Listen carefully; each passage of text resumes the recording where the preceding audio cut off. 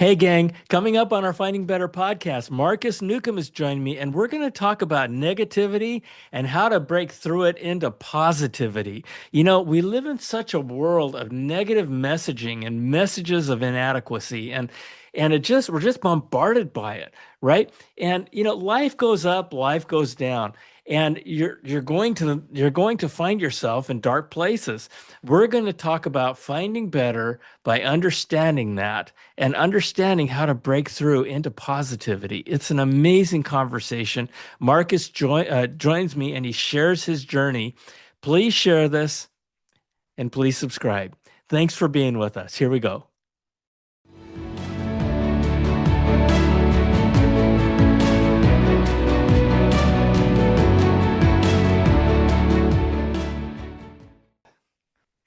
Hello, hello, hello, and welcome back to our Finding Better podcast. My name is John Suzuki, and I am your host.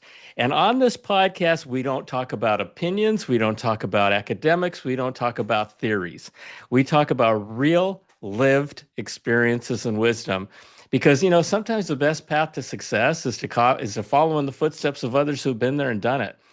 And today's episode, you're going to want to share with everybody. I mean, it applies to you. I know it applies to you because what we're going to talk about is we're going to talk about how we live based on the expectations of others. And, if you think about it, our whole life is about trying to please others, trying to please our boss, trying to please our company, trying to please whomever, right? And we call that the imposter syndrome. And we all go through it at some point in time. So today, my guest is Markus Neukom. Markus, welcome to our Finding Better podcast. Thank you so much for having me, John. And we're going to have a great conversation. The title of this conversation is Shifting Perspectives, Debunking Imposter Syndrome, and Remembering Who You Are. Now, here is Markus's core message. You don't need to become more. You just need to remember who you already are. You guys see the movie Lion King? And it says, Simba, remember who you are. Right? This is what we're talking about. I mean, literally. So Markus brings a calm clarity that helps people shift from noise to knowing, from pressure to presence. And we're going to test him on this because when he speaks, people don't just hear insight. They feel a deeper part of themselves come alive. So that's what you can expect out of this episode. Markus, I am so excited to have this conversation because this applies to everybody, Surely does. Yeah. right? So Yeah. tell us about your journey and what happened what happened in your journey that caused you to go, what is going on and how do I fix this? Yeah. I was looking back to a quite successful career as a consultant and executive coach.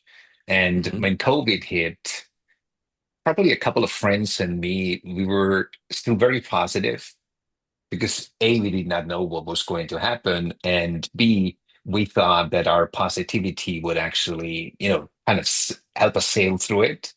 Uh-huh. But then I was on a call with a client, and out of the blue, I suddenly said to her, "You know what? I feel I am just coming out of a depression." Okay. She said, "That's interesting."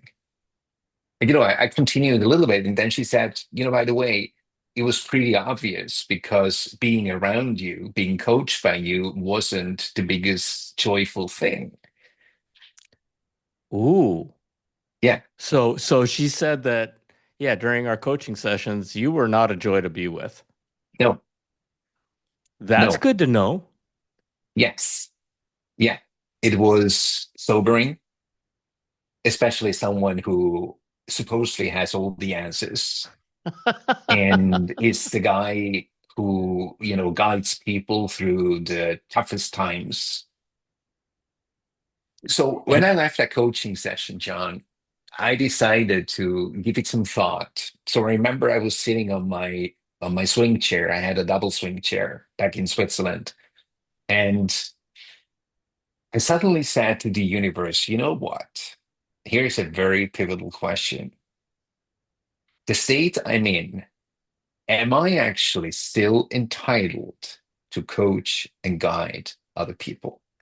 What a great question. And what a That was a what a tough one. what a courageous question.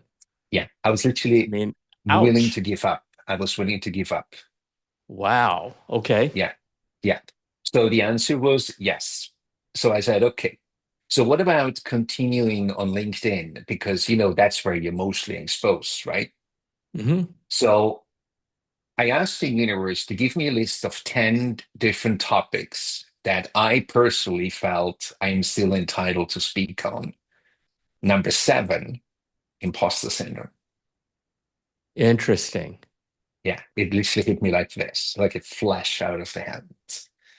And I started thinking about imposter syndrome, and I realized, gosh, I can't really relate to it. But then I started doing research, and then I thought, something is off. Because it's the first time that I really can relate to it by asking the universe, am I still entitled? Am I still allowed to actually do my job when I feel so low? When I am at that point where I literally doubt who I am, what I stand for, what I believe in. And the universe said, yes, because that is exactly the point where we need you. So you seem like a pretty positive guy, right? I'm a So romantic realist. Yes, yeah, and you found yourself in a place that you didn't realize you were. correct. And what caused you to realize it was when your client said, "You're not a joy to be with, dude." Yeah, Right? yeah, What do you suppose got you there? I mean, that must have been a shock to you, right? And it so was. I'm thinking it was during COVID. So do you were you in a downward spiral, if you will, and not realizing that you were there because it was happening gradually, or for folks out there, who might be in the same situation, who are suffering from depression, just not knowing it. What was your journey? What was that part of your journey like? Do you know when COVID hit, it was one by one being hit by depression around me. And, Yeah. I had a real core group of people which helped each other to stay upbeat and say, look, we're going to beat this, and this is going to teach us things, this is going to make us stronger. But I believe it's almost like when you have too much of negativity, when you have too much of heaviness around you, sooner or later it Yes. is going to have an impact on you, right? Yeah. It's going to get through your shield. Some of it's going to get through the shield. Absolutely. Yeah. And it was too Yeah. much, too fast. Because I'm not sure in your life, but in my life, one by one started spiraling very badly Oh, yeah. in During in COVID? ways Yeah. like, yes, you see, like I remember I was on a call with a friend and client, Eric, and he said to me, look, Marcus, this is how I see it. COVID now amplifies what has been available before. So if you were on a not so positive trajectory, it's going to go downhill very fast. And if you had a positive outlook, this is actually going to refine you.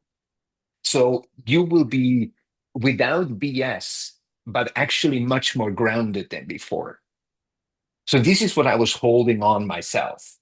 But then when I realized, gosh, I must have been probably, what was that? I would say probably a year in, and then it took me another 9 months to heal. To heal. Okay. So So from that let's, moment when I admitted it to my client, it took me another 9 months. Yeah, almost like a so, birth cycle. and what was, yeah, yeah, That's how that's I felt. appropriate, right? That's how I felt. I Hey, tell you. hey, that is cool. I mean, that's Yeah, that's something that that's something that all my listeners can grapple onto, right?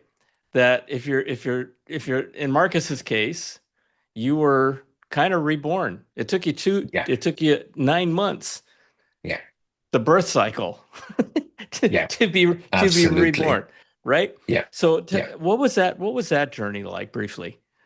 So, it started when I was sitting on my swing chair and I asked the universe whether I should continue or not, right? So it gave Hmm. me a list of 10 topics, and number seven was imposter syndrome. And I couldn't really resonate with it, but then I started doing some research, which I usually do. And then I suddenly realized, gosh, I believe I'm onto something in at least that it's a huge problem, which many do not even understand, nor acknowledge, nor actually confess to it. Let alone do something about it. Exactly. Like why would you if you don't know what you're dealing with, Right, right, right? right. So I looked at the word imposter syndrome and I started posting on LinkedIn. Like if somebody's interested, you can go on my LinkedIn profile, my feeds, and just scroll back, and then you see the journey. So I received really great feedback on what I posted. However, two guys, reached out to me saying, Marcus, I can relate to the symptoms, but not to the cause. And that made me think. Because imposter syndrome is something really negative, right? It's debilitating. Right. So once again, I sat on my swing chair, had a conversation with the universe, and I suddenly thought, what if it's not imposter syndrome that is the problem, but the term itself? Mm. So I was looking at syndrome.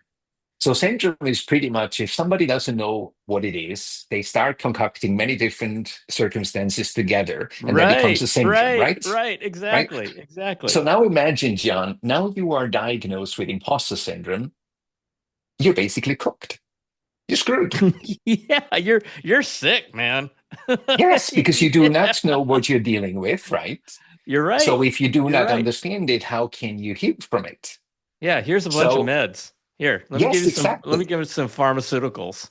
Yeah, that's Yeah, the it's nuts. easiest. Yeah. That's absolutely the easiest. So I talked with my friend and I said to him, look, what if it's actually not imposter syndrome as a cause, but it's a symptom? What if there is actually a way more dangerous part underneath as a cause, which is not being talked about? Hmm. So I started thinking about what if actually my job is to debunk imposter syndrome. There you go. So I went on that journey. That's why it's called debunking imposter syndrome, right? Hmm. So I suddenly realized imposter syndrome, what is the cause of imposter syndrome? So I use like an academic term now. I coined it the authenticity struggle. Okay. The authenticity struggle. So that's basically the academic one, right? That resonates with me immediately. That's the academic one. And if somebody is not so academic, I have a much more easier way to put it. You simply have no bloody clue who you are, how you became who you are, and what to do with it. That's pretty much it. That's the cause of imposter syndrome. Because think about it. Holy If cow. we go Yep. into Merriam-Webster, Merriam-Webster says, John, more or less verbatim, despite, and that's the key word, despite of knowing, not thinking, believing, hoping, of knowing you have what it takes, you still doubt yourself. Wow. Name me one person on planet Earth who doesn't fit that description. So you think about that. So I You talked know? with a former mentor of mine, David Meltzer, and he said on a call, Marcus, I believe you hit gold in two ways. And the one way is, A, there is probably not one person who doesn't experience that. And the second one is, it is probably one of the most prevalent problems of today's time. Hmm. Because there is nothing, he said, that stifles so many careers, hinders development, kills marriages, Because think about it. If you suffer from imposter syndrome and it really becomes debilitating, it sucks all the air out of anything that could be positive. Oh, it sucks the spirit out of you. It does. It Yep. does. So now Yep. imagine I was sitting on my swing chair once again, and I suddenly saw what is actually going on. Because, I wondered, like, why is it that I had not identified with imposter syndrome so far? Why only now? Hmm. Hmm. But then I realized probably 95% of my clients have been suffering with imposter syndrome if we had diagnosed it, right? Which we didn't. So I suddenly realized something. What actually happened throughout this period of depression with me and the 9 months of healing, especially. So picture it like this. Yeah, one can see it. So here is space, here is atmosphere, and here is this little membrane which separates these two, right? Hmm. So I saw myself going up with a little spaceship. And as soon as you get closer to that area which you do not know, you actually make a stop and you return to base. You go up again, you return to base, you go up again, you return to base. And you see what happens, John? I never go high up as I was in the very beginning. And then suddenly you call it, oh, this is as good as it gets.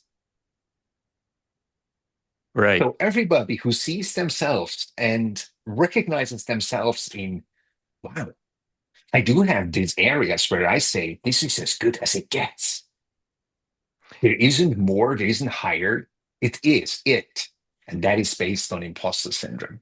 So what, so is it, is it a limitation of confidence? Is it a limitation of and not only this is good as it gets, this is the best I can do, I love where you're going. Absolutely. right? So and this might be a little bit of a unfair question, but simply, how do you help people punch through that? Punch through that The, limitation. the most And important thing, the most important thing, John, is there are two ways. One is by constant repetition, hitting your head against the glass ceiling until it breaks. That's the one thing. that By and some keeping, people do that for sure. Yeah. oh, I know, I know. A lot of coaches teach that, it's by repetition, by repetition, by repetition. Hmm. And I just personally feel like why should I suffer unnecessarily for too long? This is like I'm a little bit averse to pain. If I don't need it, I don't ask for it. Yeah. So I knew that there must be a better way. So I realized if that is true, what I just said, that the cause is you simply have no bloody clue who you are, how you have become who you are, and where to go from here. And if it is an authenticity struggle, that means the key is to get to know yourself.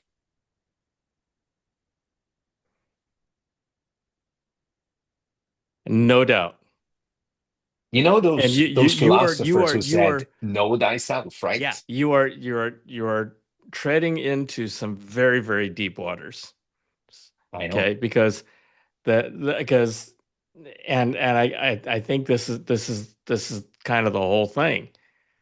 How do you get to know who you are Yep, at the that's level exactly it. and it because I've learned from several of my past guests that there are three intelligences. One is the brain, one is the heart, and one is the gut. And I absolutely believe that. There are studies that show it. And we focus so much on our brain, Yep, right? I mean, that's how we're trained. yep. But the problem is that inside our brain is a whole bunch of crap. Oh, yeah, Some absolutely. of it might be good crap that keeps you alive, Right. but there's a whole bunch of just wrong stuff that we've collected over our Yes. lives that's just Yeah.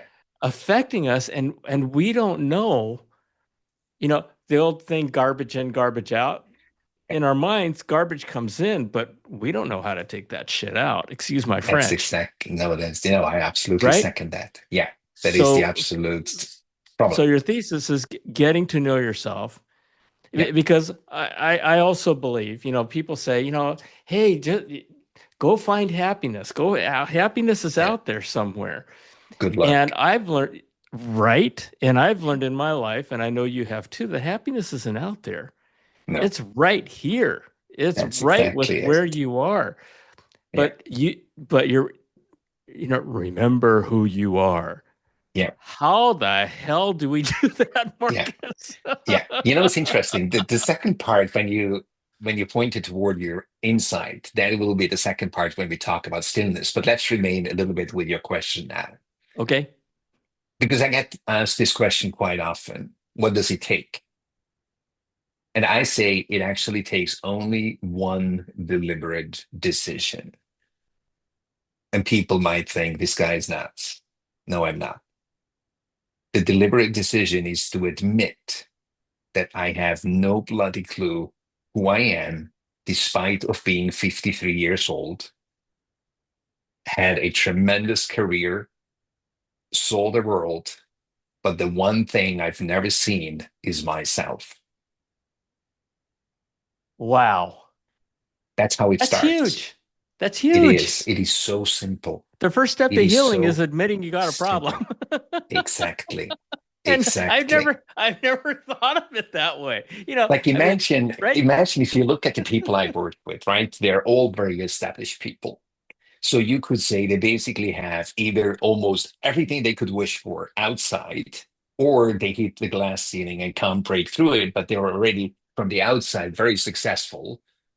And now I tell them the first step to healing is the admittance that you have no clue who you are, no clue how you got here, or where to go from here. So you see what comes into play is ego and Oh, pride. totally. And Ego and what? pride. Pride. Ego and pride. Ego Absolutely. and pride. So those two little words are the absolute killer, I believe, from any successful and fulfilled life. Ego and pride. I've known a lot of people in my life, and the strongest person I have ever met and I've ever known is my karate sensei. I'm not And surprised. I describe him as being the real life Mr. Miyagi of Karate Kid. Okay. This man is this tall. He's about 5 feet 3 inches tall. And he's the strongest man I've ever known. He's the kindest man I've ever known. And he's the most humble man I've ever known. There's not a shred of ego or pride in what he does and who he is. And in his life, he's taught over 50,000 people in his karate dojo. And the amazing thing about this That's man is he impressive. remembers he remembers everybody's name, including their Mm, parents' names, wow. everything. And he is just he and I ask him, I say, how do you do that? He says, you just have to like people. You just Mhm, have to mhm, like people. mhm. And so, what you're saying about ego and pride, I coined a phrase that says strength is born of humility, weakness is born of ego. Mhm. I agree. And I've tested that. And it's just it is so, so true. So Mhm, we're at this point. First of all, people have to realize that ego and pride are blocking them. mhm. So I'm sure that's a that's a whole journey of itself. Absolutely is. Yeah. And what happens after they come to the realization that that's what's going on as part of their journey? You see what's really interesting, John? People don't get to that recognition and to the admittance out of the blue.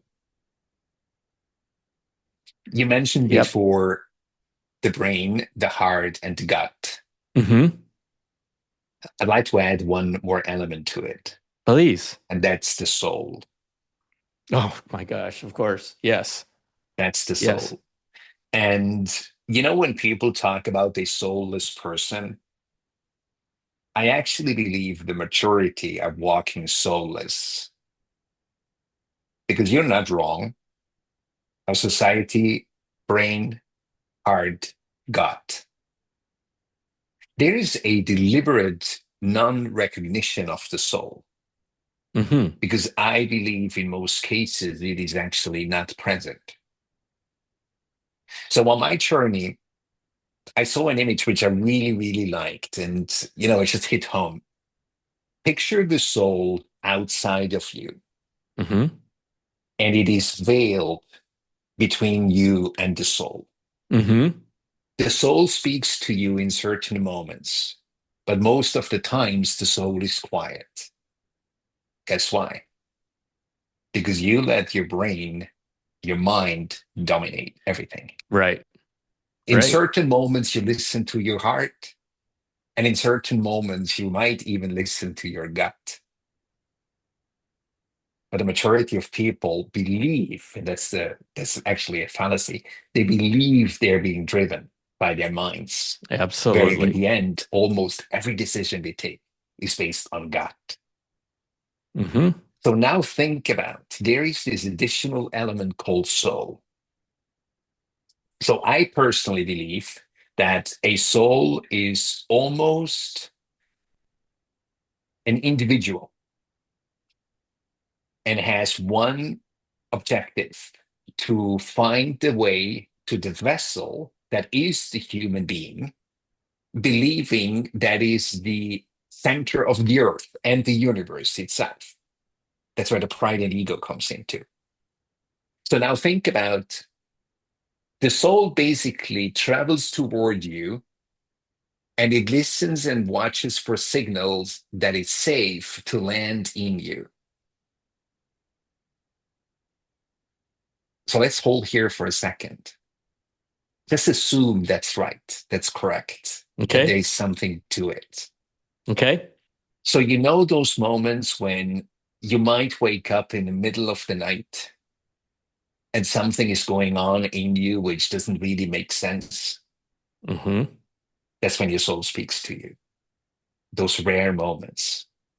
Or when you have a thought and you suddenly say to yourself, gosh, I never looked at it this way. That's when your soul speaks to you. So I kind of understood that when I was talking to those people, they are usually led a journey where their soul, either in soft tones, when they didn't listen, it got a little bit louder, it got a bit louder, up to a bullhorn, to the level that they actually experienced physical pain next to emotional pain, that the universe literally led them over my path. And when they said, Marcus, is this it? Or is there more to my life? I understood what they're asking because the more is not more how many coaches believe. Let's help John to make more money. Let's help John to get more influential connections. No, no. We human beings, if we actually are human beings, we are usually human beings, human achievers, human successor, right? But the being is very much aside. So when we get to that point that the soul speaks so clearly and we are looking for the more is actually reconnection to our soul. And you mentioned this before, right? That's the path from the outside to the inside. So this is what I am doing on a daily basis. I'm a concierge. I'm a soul concierge. I listen to people, hear their souls, start conversing with the people while conversing with the soul, almost like coded. And that gives the soul the leverage it needs to actually make the journey to that person. Because the person suddenly realizes, gosh, I am just a vessel. I made myself the center of the universe. But in all reality, I'm only a vessel for the thing that had waited to arrive for so long. In wee little moments spoke to me. It spoke quite clearly to me because it almost paralyzed me. Yeah, I can tell you if you It don't said, listen. "Wake up!" Oh, Yeah. yes, I can tell you that much. If you don't listen, it gets stronger. So it literally comes to that point that these people have been prepared on that journey already. That when I speak the words, yes, there is more, it is almost like an activation taking place in them. And then they start asking the questions which really matter. So when they get to the point to admit and say, you know what? I admit I have no clue who I am. It isn't about me. Yeah. No, it's not. And when they say, you know what? Let's go on this journey together. That is when the whole thing starts. But the activator is literally the admittance to put pride and ego aside and say, you know what? He's right. If, because, I do sometimes the litmus test and I say, if I knew myself in the way I believe I do, guess what? Would I doubt myself? No, I wouldn't. So there you have the litmus test for my previous statement I made. So that can be a short journey or that can be a really long one. It can be a possible journey or it can be an impossible one, right? Because you And are, I mean, what you're talking about, there is a spiritual element in it. mhm, Clearly. I mean, you're talking about your soul, yeah, right? absolutely. I personally can relate to that. I personally am a believer. Um, Certainly believe in the universe. Um, do you find that people who do not have that belief system, are you ever able to break through to them? It is a beautiful question. And it opens basically a whole pathway. Let me answer you in a kind of a journey or a story. When I go on Okay. stage, I know that there might be one, two, or maybe three people who need to listen my message. Right, right, And the right. rest is not mine. Yep. So I have stopped trying to convince someone of their better good. I have stopped convincing someone of questioning what they believe in because I believe it is not up to me. I really believe so. And this was probably the biggest lesson I learned since I'm in the US now, which is 11 months, that I had to shed the illusion that I am here for everyone, that I can help everyone.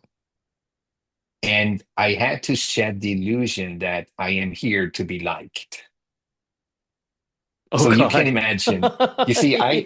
I had the privilege to have a call with a speaking coach and a speaking trainer, and he said to me, Marcus, you probably meet more people who want to throw tomatoes at you in regard to your message than not.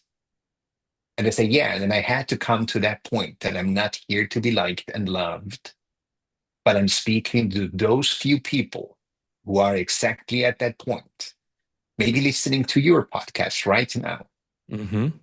Mm-hmm. who say, is this as good as it gets? Or is there more? And now they hear more has nothing to do with magic. More has to do with getting to know yourself.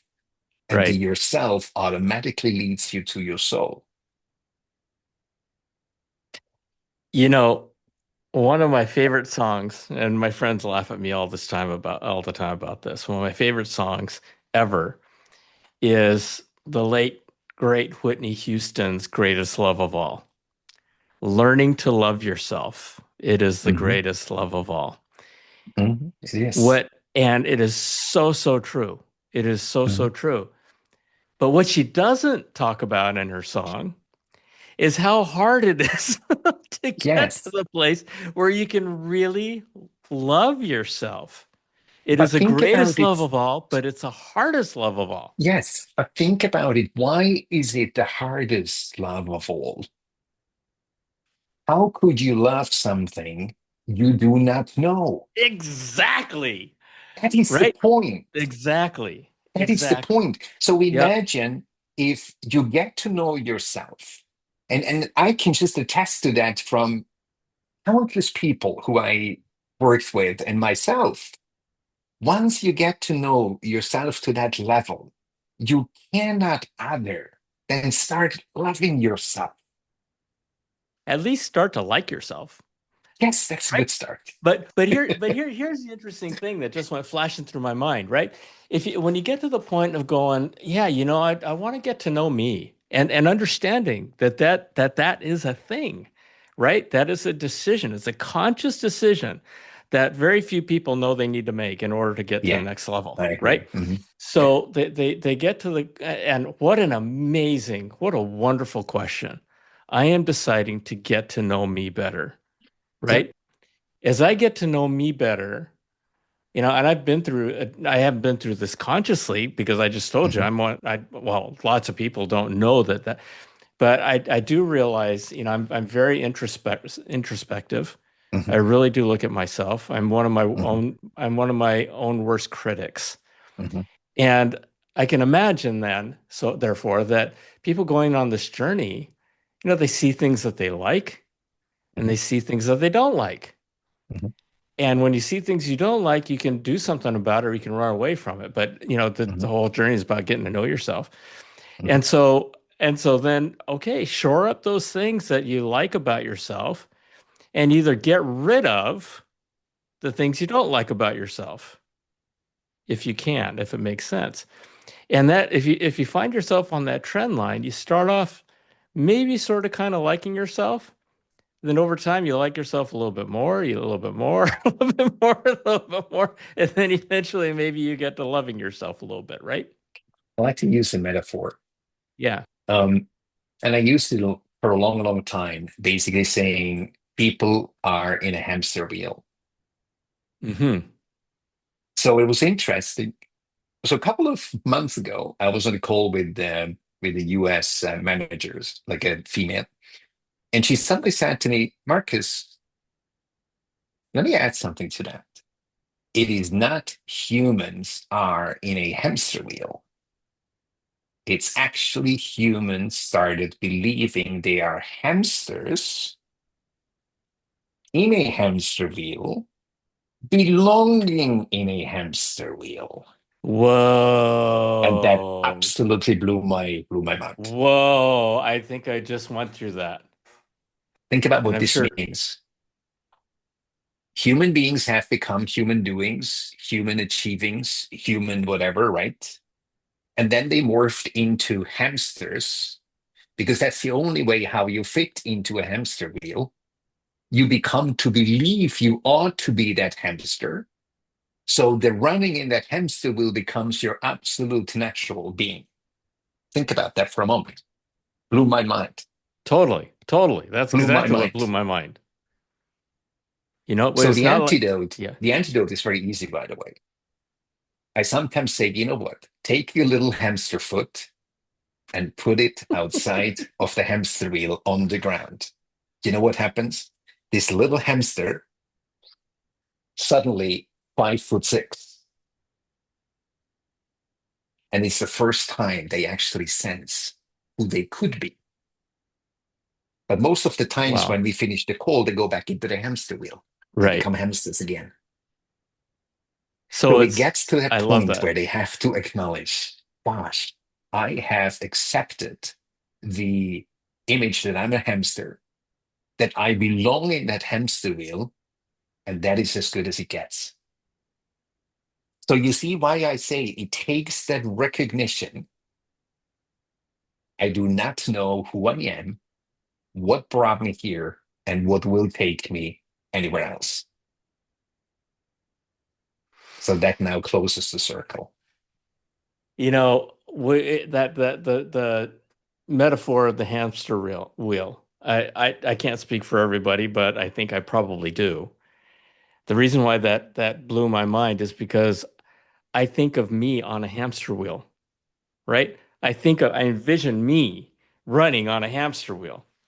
And what you just said is, no, it's not you running on a hamster wheel, it's you becoming a hamster on that Yeah, hamster wheel. yeah, And absolutely. that is and I can imagine if there are people out there who you're working with and they go right back to being on that hamster wheel. Yeah, You planted that seed in their head, yeah, right? And I would yeah, imagine some of them coming back going, gosh, damn it, Marcus. You planted the seed in my head and I can't get yeah. it out. Yes, that's Does exactly that what it happen? is. Yes, yes, Yeah. absolutely. So let me Amazing. give you a quick example. Yeah. I have one friend who I really like, and he's a what do you call like a freelancer, and he's working on many, many different projects. So he told me, Marcus, I feel like being in 10 different hamster wheels parallel to each other, running from one wheel to the other nonstop as a little hamster. So guess what? What happens is that's where stillness comes into play, John. Every single time when someone gets on a call with me, they touch their little hamster foot on the ground again, experience that experience that they are human being for a moment, because all the noise that actually tells them they're hamsters is gone. They're all gone. All the distraction, all the beliefs, all the fears, all the anxiety that brought them in the first place into this hamster wheel, believing that they're hamsters is gone. So think about that moment. So they probably come back to me, probably, I would say like 3 to 5 times. And then they suddenly say, Marcus, I cannot return to that hamster wheel anymore because I don't fit in it anymore. And I How say, cool is "Eh, that? and there's no reason you have to fit into it because you don't belong into a hamster wheel. And believe me, you Yeah, don't even have to leave your career. You're much more effective and efficient if you actually leave the hamster wheel.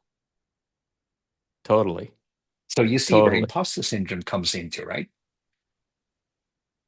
So once you begin to understand who you are, there is no reason to nurture the doubt that you are capable of doing something, especially since you know you have what it takes.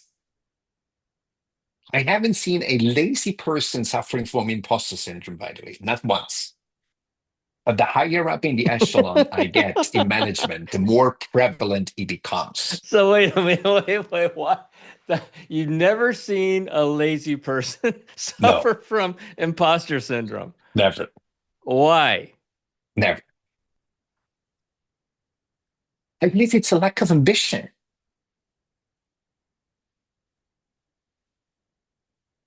Hmm. So where does But at the imposter same syndrome time, comes into? Imposter syndrome comes into if you're trying something that is beyond your comfort zone. okay, That's so where imposter syndrome comes into. I'm gonna throw some maybe a curveball at you, Marcus. Sure, please. There's a lot of lazy people who are saying out there, I know there's more to life than what I'm going through right now. Yes. I'm sure that there are people out there who, might be lazy. Well, maybe I just answered my question. Are truly lazy people? What makes up a truly lazy person? Because I was thinking, maybe there's people out there who just don't know the way. But then what you just said is that there's the ambition factor. Yeah. And lazy people, by definition, I think, or by one definition at least, lack ambition. Okay, so I just answered my own question. And that That's very definitely interesting. opens a whole. a whole pit as well, because why is somebody lazy? Like Right. nobody's born lazy, right? Right. So it's Right. almost like that person has the potential, but where the imposter syndrome really becomes prevalent is in ambitious, high achieving people. That's Yeah. usually where it Yeah. comes Yeah. out, Yep. Yep. you know? Yep. Okay. That's where it comes out. So it's very easy, if somebody wonders, like what can I do right now to debunk imposter syndrome, is Yeah. basically look at your career, go probably back in 1 or 2 years, look at one of your successes and deconstruct the result. Think about, let's say you're a sales manager, right? So think about what led to this one sales deal you landed. And then you suddenly realize those are the ingredients which, in the end, make this beautiful cake you probably didn't even take time to savor. You haven't enjoyed it. You just ran to the next thing because, in the Right. hamster wheel thing, right? Mm-hmm. So the more the successes you take and actually deconstruct, the more you understand the individual ingredients. And now Right. guess what? You know those people, homeopathic doctors. I had the privilege to have one in Switzerland. And he said, Marcus, I have a suitcase with more than 100 different ingredients. Guess what? He knew those ingredients Mm-hmm. inside out. So he was able to take those 100 ingredients and mix them in new potions, fitting for you and for me, simply because he knew what he was dealing with. So now think about, now you start dissecting one after another of your successes and you learn what led to that. And now you can actually take all those ingredients, mix them together differently, and there is nothing that stops you anymore. And that fear factor of what if is actually so needed. Like I can tell you, if I don't freak out about a new project, something is wrong. It's not worth it. Yeah. So let me so That's let me take you that's back for good. a That's a good moment one. to that That's a good one one. day, to that one Okay. day. Okay. So the universe showed me, look, here is this membrane, right? So it said to me, what you actually have done is you trusted that the universe will take care of you. You closed your eyes, you probably even crossed your fingers, Marcus, during this pandemic, and you suddenly realized the universe just let you through that membrane and you were in space. And up here in space, there was literally no limitation anymore.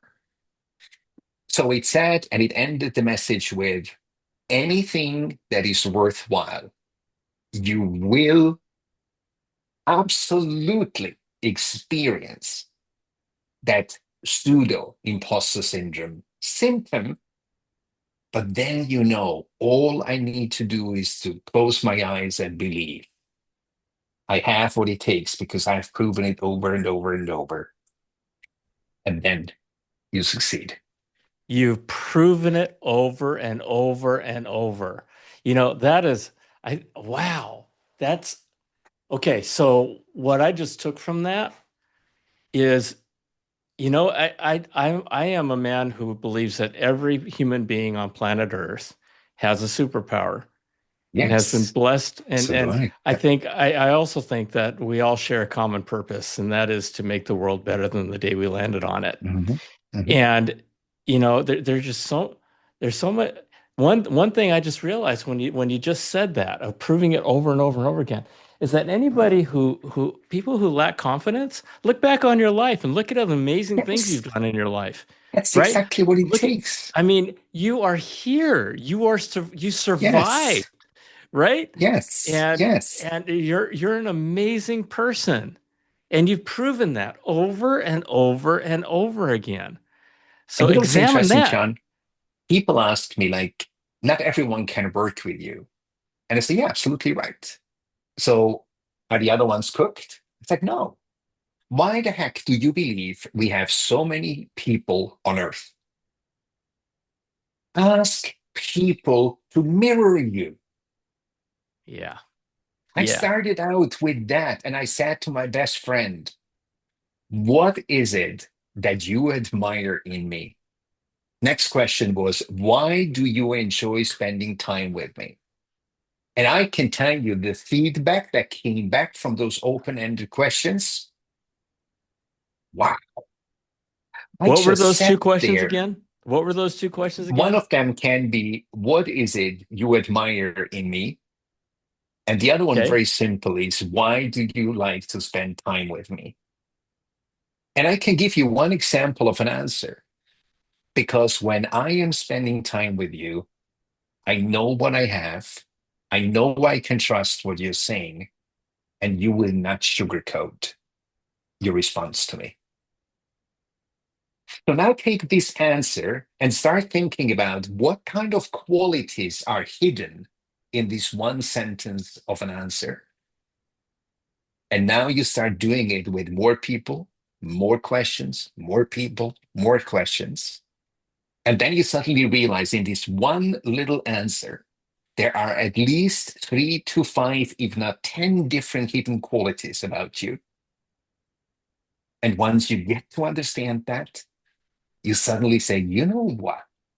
You That's are a breakthrough. actually quite a cool dude or girl. That, and I love what you did there because you asked the question, what is it you admire about me? And Hmm? you didn't, I admire about you that you're 10 years younger than me and therefore have 10 years more in lifetime than I've already spent. Um, you don't just turn around and go, okay, what else? Right? I mean, you do, but after you get to the answers, you reflect on those answers. Oh, yes, And absolutely. that is brilliant. Yeah, Because when you dissect it, what does that mean? That means I do this, and in order for me to be that way, I have to be like yes, this. And then that's all of a exactly sudden you it. start thinking, um, because I can't imagine when you ask the question, "What do you admire about me?" that someone's going to say you're an asshole. Examine Yeah. that, right? This They're is not going to say, actually, right? yeah, this is a reclaimer. You have to really reach out to people who you know who mean well with you. Yeah, Because one of yeah. my students actually did the opposite.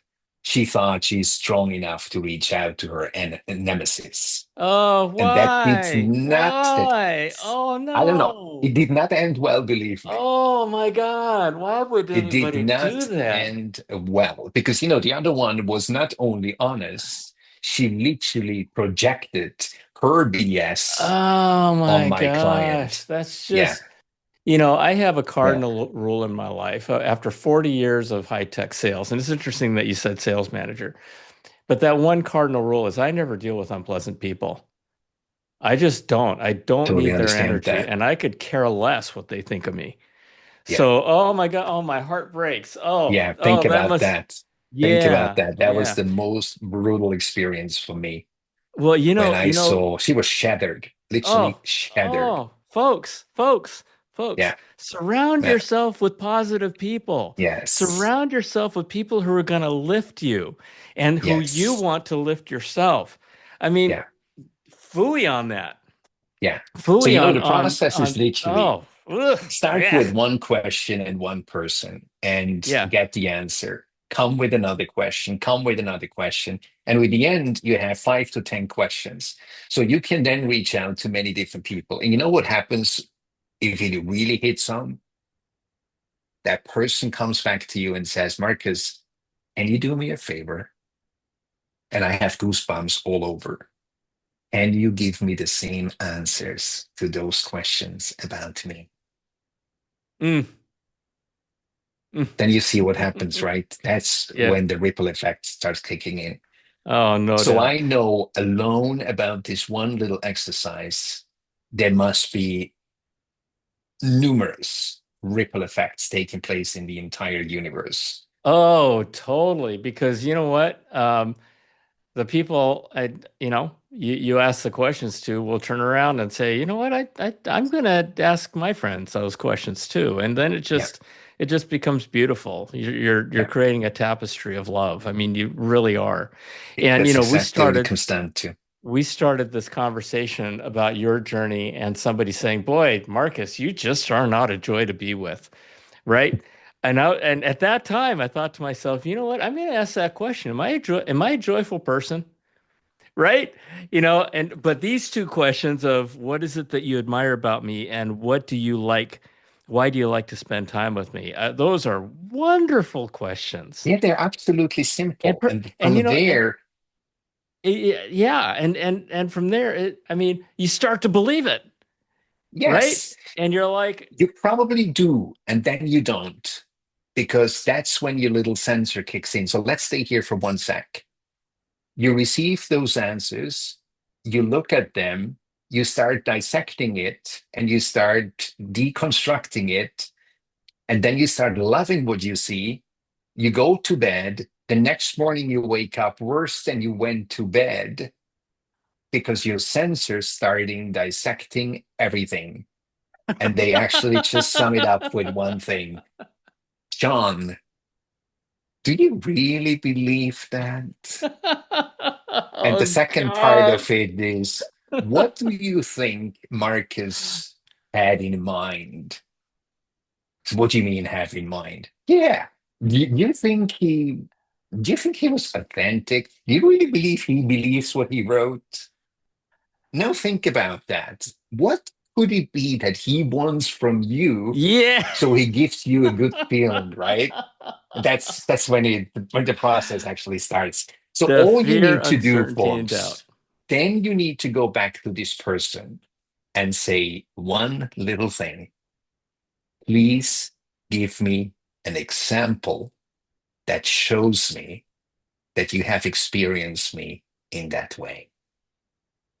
Wow. And guess what, Sean? Then you open that, because that's when that person comes back and says, John, do you remember when I had that difficulty at work?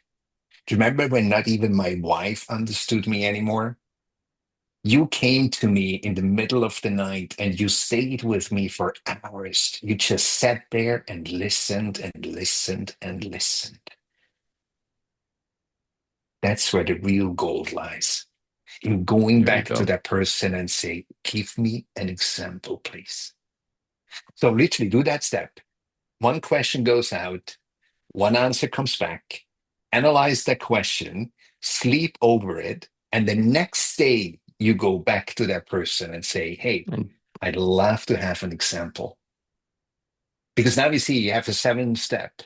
The person comes back with the example, and you have absolute proof that what this person reflected to you is the truth. that Because is that's what it comes amazing. down to. It is the Yep. missing piece of asking for the piece of proof. Because our inner sensors, they absolutely will tell you. Why do you think John Marcus was so nice with Yeah. you? Yeah. I call it fear, uncertainty, and doubt. And, Absolutely. and yeah. Marcus, I could go on talking with you forever, but it breaks my heart that I can't, because we need to wrap this up. It's been almost an hour, and this has been crazy fun. Listen, Likewise. if people want to learn more about you, connect up with you, we got all the notes in the show notes. But what's the easiest way? What's the best way for people to learn more? The absolute easiest way is to connect with me on LinkedIn.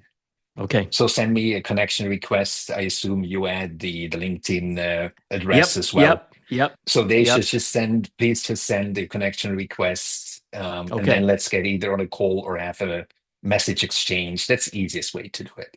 Wonderful. Wonderful. Folks, this has been a wonderful conversation. And please share this.